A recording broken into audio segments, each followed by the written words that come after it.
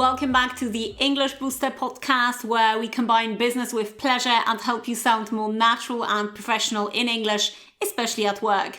So today's episode is going to be very practical, I would say. We're going to look at a few simple expressions that you probably already use, but we will upgrade them to more professional business English equivalents. Because very often it's not really about using difficult vocabulary, right? It's about using the right words in the right context.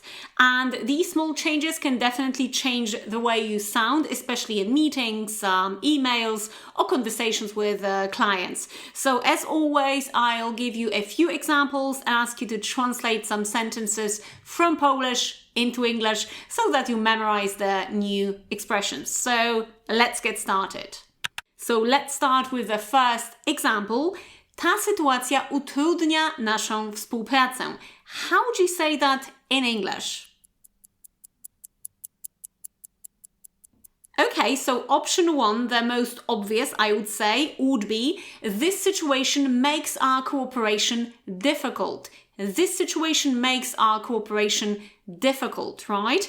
Or a more advanced business English option would be this situation hinders our cooperation. So once again, this situation hinders our cooperation. And by the way, the word hinder can also nicely be used with a collocation to hinder communication. For example, social media has definitely hindered face-to-face communication between people. Okay, let's move on, shall we? How to translate the following sentence? Obawiam się, że musimy zakończyć naszą współpracę z tym pracownikiem. Obawiam się, że musimy zakończyć naszą współpracę z tym pracownikiem. Go ahead. So instead of saying something very direct, such as, I'm afraid we have to stop our cooperation with this employee, we can use the collocation, I'm afraid we have to terminate our cooperation with this employee. Or we've decided to terminate our cooperation. So stop changes into terminate. Number 3. How would you say sytuacja może się pogorszyć, jeśli nie podejmiemy jakiegoś działania? Sytuacja może się pogorszyć, jeśli nie podejmiemy jakiegoś działania. Go ahead.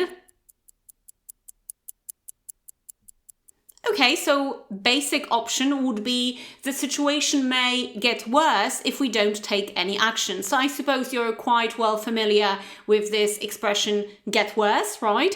It's used in some everyday situations, or a more formal verb to deteriorate. Repeat after me, to deteriorate. Example, the situation may deteriorate if we don't take any action. Repeat after me. The situation may deteriorate if we don't take any action. So get worse changes into deteriorate. But of course, this verb is quite formal. So if I were you, I wouldn't just use it in some daily situations, small talk with your friend. Okay? More formal and business English situations.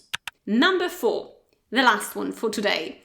Omówić coś. Poruszyć temat. So how do you say musimy omówić, poruszyć kwestię ostatniego procesu rekrutacyjnego? Musimy omówić, poruszyć kwestię ostatniego procesu rekrutacyjnego. Go ahead. So probably the first thing that came to your mind was we need to discuss the issue or the matter of the recent recruitment process, right? And by the way, remember we say discuss something. You can't say discuss about something, okay? So please remember that rule because it's a very common mistake.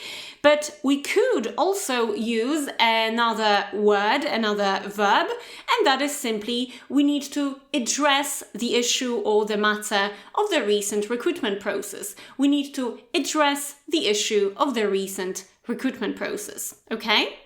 So as you can see, these are not complicated words, right? You probably already know all of them or most of them.